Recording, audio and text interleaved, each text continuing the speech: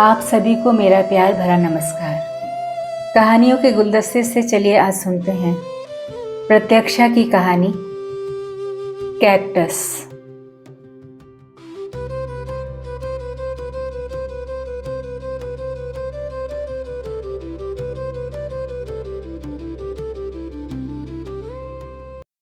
अपनी बर्थ पर मैंने सब सामान सहेज लिया है। सामान कुछ खास नहीं है, बस एक एयर बैग और एक चाची का दिया छोटा बैग जिसमें अचार और देसी घी के डब्बे हैं। ट्रेन चल पड़ी है। अटेंडेंट खाने के लिए कुछ पूछ गया है, मैंने मना कर दिया। सामने वाले बर्थ पर एक दंपति हैं, अपना खाना साथ लाए हैं। बड़े सलीके से पैक किया हुआ है। प्लेट, नैपकिन्स, कांटे, चम्मच मेरी ओर भी बढ़ाते हैं। मैं धन्यवाद कहकर मना कर देती हूँ। मन बेहद उदास है। तकिए पर सिर टिकाकर पैरों पर कंबल डालकर आंखें बंद कर लेती हूँ। कंपार्टमेंट में सन्नाटा छा गया है। नाइट लाइट की नीली रोशनी फैल गई है। पर्दे खींचकर बराबर कर दिए गए हैं। सब सो रहे हैं, पर मेरी आंखों से नींद मीलों दूर है। बार बार विनी भाभी का चेहरा तैर रहा है। कैसा अजब संयोग था। इस बार मैं आई थी अकेले, पापा के पुराने घर का हिसाब किताब करने। घर में रुकी भी थी। पापा के अभिन्न मित्र और पड़ोसी शर्मा जी ने ही सब सरंजाम कर दिया था। जोर डालते रहे अपने घर रुकने के लिए, पर मन नहीं माना था। जिस घर में बचपन की इतनी सुहानी यादें बसी थी, वहां रहकर उन भूली बिसरी यादों को सूंघने चखने का अंतिम मौका मैं कैसे चूक जाती।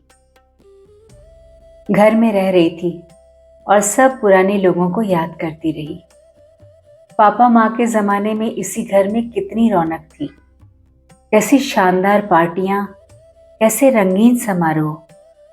सब पुराने लोगों को याद करती रही। अब घर कितना उजाड़, सुनसान। मैं इस कमरे से उस कमरे डोलती, पिछवाड़े के अहाते में आम और अमरूद के पेड़ों के तनों को छूकर इतनी शिद्दत से बीते दिनों को महसूस करती कि लगता कि इस घर को बेचने का फैसला शायद गलत था। ये 2 दिन बेहद उदासी और अकेलेपन के थे। रजत मुंबई में थे और फोन से रोज बात हो रही थी। कल लौटना था, पर उसके पहले चाची ने ही राघवेंद्र भाई की खबर दी थी। कुछ ज्यादा नहीं, बस इतना कि अचानक मौत हो गई। शाम को वो चलेंगे, वो कह गई थी। मेरे बचपन के दिनों के राघवेंद्र भाई बेहद डैशिंग फिगर थे। सजीले हसीन डॉक्टर थे, दूर के रिश्ते के भाई। लड़कियों की माएँ लाइन लगाए घूमती थी, और चाचा चाची इतनी आसानी से अपने होनहार बेटे का रिश्ता कैसे करते। दूरबीन लेकर लड़की खोजी जाती। कोई कहता भाई की कोई बैचमेट है जिससे वो ब्याह करना चाहते हैं, पर दक्षिण भारतीय है। चाची के सुंदरता के मापदंड पर दूर दूर तक फिट नहीं होती। क्या सच था ये तो नहीं पता, पर चाची आखिर सफल हो गई थी। अपने बेटे के जोड़ की लड़की उन्होंने खोज निकाली थी। विनी भाभी भी MBA की पढ़ाई कर रही थी। लंबी, गोरी, बेहद सुंदर। ऐसी जोड़ी कम दिखती है। मैंने बचपन में भाई भाभी के बारे में अक्सर ऐसी टिप्पणी सुनी थी। बचपन का ये मुझे याद है कि भाभी के घर जब जाते तो मैं घंटों उनको निहारती। उनके कपड़े, उनके गहने, उनके बात करने का, हंसने का, चलने का सलीका सब मुझे भाता। फिर पापा का तबादला हो गया था। बचपन की बातें छूट गई थी। उड़ते उड़ते ये खबर भी आई थी कि भाई ने भाभी को छोड़ दिया है। दोनों में निभती नहीं। छोटा शहर, बहुत बातें होती। स्कैंडल ही था। एक बेटा भी था। कभी कोई शहर से आता तो ऐसे ही कोई निगेटिव सी बात कभी भाई के बारे में, कभी भाभी के बारे में बता जाता। माँ इन बातों पर बहुत कम ध्यान देती। इस तरह की गॉसिप को प्रोत्साहित भी नहीं करती। मेरे बड़े होने के बाद और ख़ास तौर से शादी के बाद शहर से नाता टूट सा गया था। पापा माँ के गुजर जाने के बाद से तो और भी खत्म हो गया था। आज इतने सालों बाद से तो मन में कहीं ये ख्याल आया था भाई के विषय में पता करने की, पर इन 2 दिनों में मौका ही नहीं मिला। अब भाभी का सामना उन दुखद परिस्थिति में करना बहुत मुश्किल और तकलीफदेह लग रहा था। बाहर से घर बहुत प्यारा कॉटेज नुमा था, लेकिन एक वीरानी सी छाई थी। अंदर कुछ लोग थे, मैं किसी को भी पहचान नहीं पाई थी। चाची ने कुछ लोगों को मेरा परिचय दिया तो अच्छा गिरधर की बेटी हो। फिर कुछ प्रश्न उसके पति के बारे में, पापा की याद में। मेरी आंखें भाभी को खोज रही थी। देखा तो यकायक पहचान नहीं पाई। सुंदर तो वो अब भी थी, पर चेहरे पर अजीब सी रुखाई। बाल खींचकर जूड़े में बंधे थे। हल्के सफेद फूलों की सूती साड़ी और कोहनी तक का ब्लाउज लगभग लापरवाही से लपेटी हुई। उम्र की छाप चेहरे पर लकीरें छोड़ गई थी। चाची ने परिचय दिया तो उनके चेहरे पर पहचान की चमक कौंध गई। मेरे हाथों को कसकर पकड़ लिया था उन्होंने। राजे से मिली? राजे, इधर आओ, बुआ से मिलो। लंबा दुबला पतला सा राजे बहुत कुछ भाई से मिलता हुआ चुपचाप प्रणाम कर फिर कहीं घर में खो गया। मैं और चाची बैठ रहे थे, फिर चाची ने वापस लौटने का उपक्रम किया था। मैं भाभी को बोलकर आती हूँ, नीचे किसी ने बताया शायद ऊपर हो। सीढ़ियां चढ़कर ऊपर आई। गलियारे के अंत वाले कमरे में भाभी दिखी। मैं दरवाजे पर ठिठक गई थी। रॉकिंग चेयर पर आंखें बंद कर बैठी थी। मेरी आहट शायद उन तक पहुंची थी। हाथ बढ़ाकर मुझे अंदर बुला लिया। धीमे आवाज में बोल रही थी, आपके भाई इसी कमरे में रहना चाहते थे, नहीं हो पाया। कुछ भी तो नहीं हो पाया। मैं चुप उनके हाथों को थाम बैठी रही। सांत्वना के कौन से शब्द बोलूं ये समझ में नहीं आया। भाभी की आंखों के कोरों से आंसू बह गए थे। एकदम से संभाला था अपने आप को। आपको निकलना होगा ना? मेरा पता मुंबई का लिया, शायद कभी जाना हो। फीकी सी मुस्कुराहट उनके चेहरे पर आई। राजेश से निकलते वक्त मुलाकात नहीं हो पाई। अगला दिन आनन फानन में बीत गया। शाम को ट्रेन थी। भाभी के घर फोन किया था जाने से पहले, पर बात नहीं हो पाई थी। वापस लौटकर पुराने रूटीन में मैं एकदम से व्यस्त हो गई थी। बीच बीच में कभी कभी भाभी की याद आती तो मन बेहद उदास हो जाता। मकान की डील भी फाइनल हो गई थी। शहर से अंतिम कड़ी भी खत्म हुई। रजत मेरी भावनाओं को समझते, हमेशा मेरे साथ रहते, मेरी परवाह करते हुए। मैं रजत के साथ बहुत खुश थी। कभी भाभी और भाई के रिश्ते की याद आती तो मैं अपने और रजत के रिश्ते के सुखद साथ के घमंड में चूर ये समझ नहीं पाती कि उनका साथ कड़वाहट भरा कैसा रहा होगा। फिर भाई के गुजरने पर भाभी की वो निशब्द रुलाई याद आती और मन तड़प जाता था। रजत इधर 10 दिनों के लिए बाहर गए हुए थे।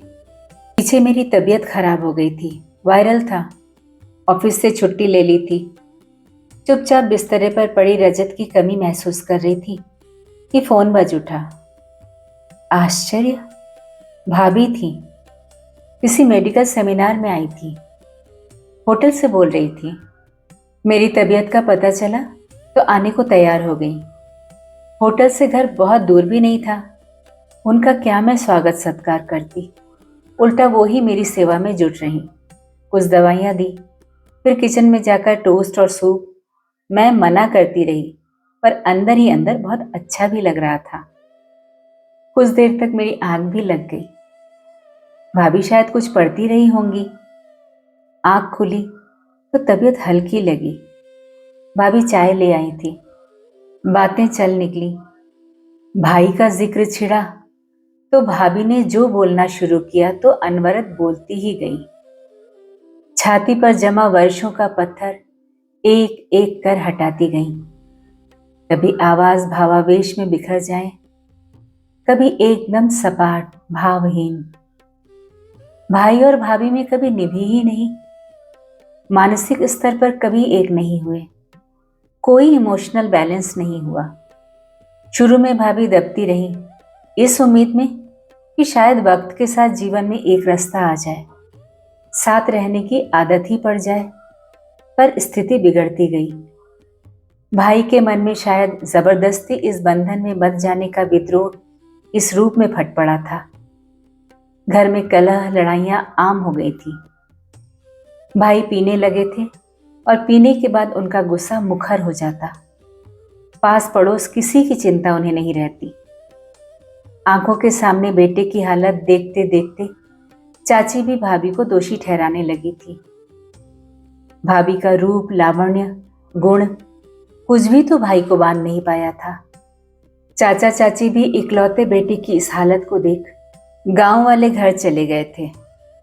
बड़ों के नहीं रहने से जो थोड़ा बहुत लिहाज बचा था वो भी खत्म हो गया। भाई बीच बीच में घर से गायब हो जाते। भाभी लोगों के प्रश्नों से बचने के लिए अपने आप में सिमटने लगी थी। भाभी की प्रैक्टिस पर भी इसका असर हुआ था।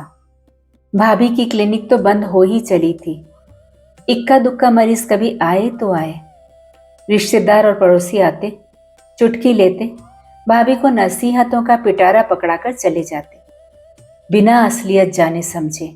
इस दुखद हालात का सीधा जिम्मेदार भाभी को ठहरा दिया जाता।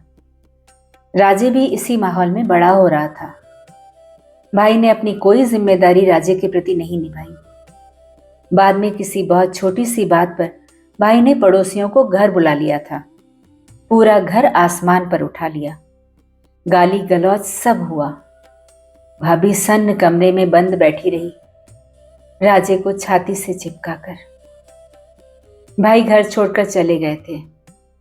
उसी शहर में किसी लॉज में रहते थे। जो भी मिलता उसे पकड़कर भाभी के विषय में उल्टी सीधी बातें करते। अपना जीवन उन्होंने चौपट कर लिया था। सोने से जीवन पर राख डाल दी थी, वो भी अपने ही हाथों। मन की बारीकियों को कौन समझे, किस भाग्य चक्र के मारे थे हम सब कौन जाने। छोटे से शहर में लोगों के लिए किसी टीवी सीरियल से कम मसालेदार नहीं था ये सब। भाभी बोलती जा रही थी। भाई एक बार घर आए थे वर्षों बाद, फिर साथ रहने की इच्छा से शायद। उम्र के उस फासले पर थे जहां से भविष्य का अकेलापन बहुत भयावह लगता होगा। भाभी उस दिन घर पर नहीं थी। राजे ने बेइज्जत कर उन्हें निकाल दिया था। मुझे बाद में पता चला। भाभी की आवाज मध्यम हो गई थी। लॉज पता करके वो वहां गई थी। भाई कहीं गए थे। मटमैला बिस्तर, हैंगर पर गंदे मटमैले पाजामे, पैंट और कमीज, बिस्किट के अधखुले पैकेट, चाय का कप जिसमें पता नहीं कब की चाय पड़ी थी। जिस आदमी के पास सब कुछ हो सकता था वो आज इस हालत में इतने निरीह और बदहाली में रह रहा हो। पत्नी और बेटे के बावजूद कोई उसका ख्याल रखने वाला न हो। भाभी लौट आई थी। मन में बहुत कश्मकश थी। उनकी प्रैक्टिस इधर कुछ जम गई थी। ये मकान भी उन्होंने लोन लेकर बना लिया था। रिस्पेक्टेबिलिटी का एक आवरण तो अब वो ओढ़ चुकी थी। उनके निजी जीवन की कहानी भी अब पुरानी हो चली थी। लोगों को नई कहानियां ज्यादा तीखी, मसालेदार मिलती रहती हैं। समय के साथ सब घाव फीके पड़ जाते हैं। उन्हें अपनी स्थिति भाई के बनिस्बत बहुत बेहतर लग रही थी। दया का भाव जो अब उमड़ रहा था वो उस तीखे कटार के मानिंद नफरत और दर्द के लहर को पार कर रहा था। बहुत सोचा था और ये तय किया था कि वो जाकर भाई को वापस ले आएंगी। राजे से उन्होंने कोई बात नहीं की थी। लॉज में भाई का पता नहीं मिला था, बस ये कि वो कुछ दिन से नहीं आए हैं। क्लिनिक खोजकर पहुंची तो कंपाउंडर मिला। उसने भी सिर बेचारगी में हिलाया था। डॉक्टर साहब तो 2 दिन से नहीं आए हैं। मरीज भी तो कोई नहीं है, वो बुदबुदाया था। भाभी लौट आई थी। 2-3 दिन बाद फिर खबर ली और कुछ पता नहीं चला तो चिंता हुई। ऐसे गायब तो नहीं होते थे, लॉज वाले ने बताया। पुलिस स्टेशन गई। रिपोर्ट लिखाने के 2 दिन बाद पता चला था कि भाई की मौत 10 दिन पहले ही हो गई थी, बस से एक्सीडेंट। वहीं स्पॉट पर डेथ। लावारिस समझकर पुलिस ने लाश की अंत्येष्टि कर दी थी। उनके कपड़े, एक पुरानी घड़ी, अंगूठी और पॉकेट में एक पुरानी चिट्ठी से भाभी शिनाख्त कर पाई थी। ऐसी मौत, बिल्कुल अकेले चले गए। भाभी की आवाज में बदहवासी थी। उनके मौत के बाद अब कहीं से राजे भी मुझे दोषी ठहराता है। पिता के लिए कभी सम्मान या प्रेम उसके मन में नहीं रहा, पर अब मुझे कह गया शायद मेरी वजह से ही पिता अलग हुए। उनकी आवाज एक क्षण को लड़खड़ाई। आंखें बंद कर फिर बोलना शुरू किया। मैंने जीवन में एक भी क्षण सुख का नहीं जिया। विमाता के साथ का बचपन कैसा होता है ये समझना मुश्किल नहीं। बचपन से ही एक अकेलापन मुझे घेरे था। जब विवाह तय हुआ तब लगा एक नए सुखद जीवन की शुरुआत अब होगी। सपने इतनी जल्दी चूर होंगे ये सोचा नहीं था। तब सुना था दूल्हा बहुत सजीला है, राम सीता की जोड़ी है, पर उनके सुंदर चेहरे के पीछे इतनी सड़ांध है ये किसे पता था। बाद में जब पता चला किसी और से विवाह करना चाहते थे। अरे ऐसा था तो माता पिता को कहने की हिम्मत रखते। कहीं पढ़ा था जिससे प्यार करो उसके साथ रहो, और अगर ये ना हो पाए तो जिसके साथ रहो उसे प्यार करो। पर जीवन के व्याकरण इतने सरल कब हुए हैं? मेरी गलती कहाँ थी? कौन से पूर्व जन्मों का पाप अपने कंधों पर उठाए रहने का शाप भोगना है? और कब तक? हे प्रभु, मन होता है उन्हें रोकूं। उन तकलीफ देह क्षणों को क्यों फिर से जिए? तुरंत ही एहसास हुआ शायद उन्हें अपने दिल को किसी के सामने रखने तक का मौका न मिला हो। कुछ तो गुबार निकले, कुछ तो मन हल्का हो। उत्तेजना और आवेश से उनका शरीर रह रहकर कांप उठता। मैंने स्थिति संभालने की बहुत कोशिश की। हमारे संस्कार ही ऐसे हैं कि हम तुरंत अलग होने की नहीं सोचते। फिर तब तक राजे हमारे जीवन में आ चुका था। लेकिन तिल तिल कर आदमी कब तक जी सकता है? बांध तो एक दिन टूटना था ही, लेकिन उनके चले जाने से जीवन बेहतर हो गया हो ये भी नहीं था। जीवन तो उसके बाद और भी कठोर और कड़वा हो गया था। छोटे शहर में पति से अलग रहना, सिंगल पेरेंट की जिम्मेदारी निभाना बेहद मुश्किल था। इन सब के बावजूद अगर राजे सही निकल जाता तो जीवन की सार्थकता उसी में ढूंढ लेती। लेकिन ये सुख भी मेरे हिस्से में नहीं आना था, सो नहीं आया। ऐसे वातावरण में राजे का बड़ा होना उसे किन ग्रंथियों का शिकार बनाएगा ये तय करना आसान न था। शायद बहुत जिम्मेदार इंसान बनता, पर यह न हुआ। अजीब सा चुप्पा सा लड़का है, संगी साथी विहीन। पिता से कोई भावात्मक लगाव नहीं था, ये तो कुछ हद तक समझ में आता है, पर मां के लिए भी कोई अपनापा उसके मन में नहीं है। उसके मन की थाह लेना मुश्किल था। अपने मन में उसने क्या जाल बुने थे, कौन सही था कौन गलत, किसका दोष कम था किसका ज्यादा, ये मैं चाहकर भी नहीं जान पाई। ऐसा नहीं था कि कोशिश नहीं की। मेरे रूखे बचपन की तरह उसका भी बचपन हो ये मैंने कतई नहीं चाहा, पर यह समझती हूं कि उसका बचपन मेरे बचपन से कहीं ज्यादा कटु था। मेरे जीवन में लगाव और प्रेम की कमी थी। रस विहीन जीवन था। पर राजे ने तो और भी कड़वे सच का सामना किया था। लोगों के पता नहीं कौन कौन से ताने सुने थे। कैसी नमक मिर्च लगी कहानियां उसके कानों से गुजरी थी। उनके चेहरे पर दर्द की तीखी लकीर गहरा गई थी। उनको तो मुक्ति मिल गई, मेरा क्या होगा? ऐसी निरर्थक जिंदगी। पलंग के पुष्ट से सिर टिकाकर उन्होंने आंख बंद कर ली थी। सांत्वना के शब्द मेरे होठों पर आकर रुक गए। मैं कहना चाहती थी कि भाभी, आपका जीवन सार्थक है। आप एक सफल डॉक्टर हैं। आपके एक बेटा है जिसे आपने अकेले पाल पोस कर बड़ा किया है। एक दिन वो आपको समझेगा। मेरे शब्द रुक गए थे। उनके चेहरे पर रेगिस्तान सी मरुभूमि फैल गई थी। एक भावनात्मक शून्य ने उन्हें चारों ओर से घेर लिया था। उनका भोगा हुआ एक एक क्षण मेरे अंदर कहीं गहरे दर्द की लकीर खींच रहा था। शब्दों से कैसी सांत्वना दूं? मन के जख्म पर कौन से मरहम का लेप लगाऊं? कैसे उनके दुख का एक कतरा भी कम कर पाऊं?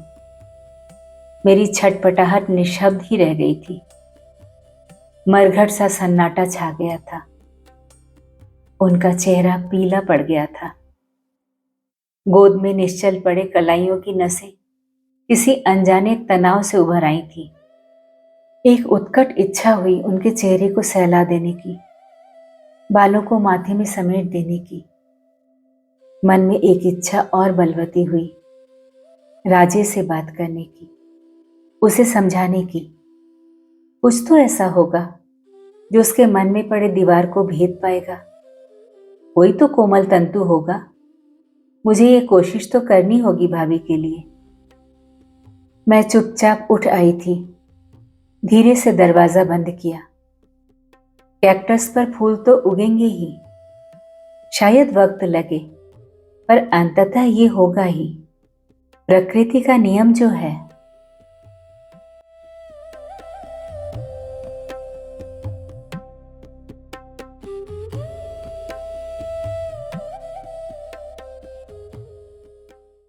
कैक्टस।